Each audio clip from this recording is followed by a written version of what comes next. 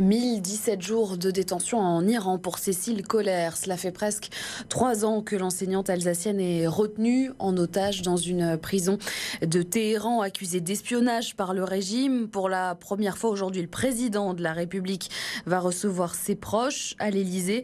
Le comité de soutien de l'Alsacienne espère que l'implication du chef de l'État accélérera sa libération. Les précisions avec Célia Sommer.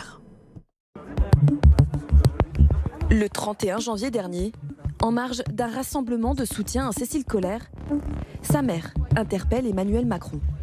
On aimerait bien être reçu par Emmanuel Macron. On se demande pourquoi il ne nous a pas encore reçus, parce que nous avons été reçus par plusieurs ministres déjà, sans problème. Et lui, ça se fait un peu attendre. Et je pense que c'est lui qui a un peu la clé, qui détient la clé.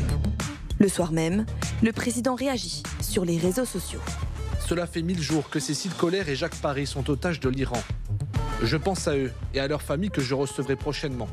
Nous exigeons leur libération. La famille a déjà été reçue par les ministres successifs des Affaires étrangères, mais aussi par la première ministre Elisabeth Borne, c'était en novembre 2022. Jusqu'à aujourd'hui, les demandes d'entrevue avec le chef de l'État n'avaient pas abouti. Dans le flou, depuis bientôt 3 ans, les proches craignent le pire pour Cécile et son compagnon. On lit entre les lignes qu'elle va de plus en plus mal, qu'elle est de plus en plus désespérée, qu'elle commence vraiment à se demander, elle commence vraiment à douter du fait qu'elle sortira un jour. Elle a peur qu'on l'abandonne, elle a peur qu'on l'oublie. Donc nous, on essaye de trouver les bons mots pour la rassurer, mais c'est de plus en plus dur, surtout qu'on n'a aucune information ou aucune échéance précise à lui donner.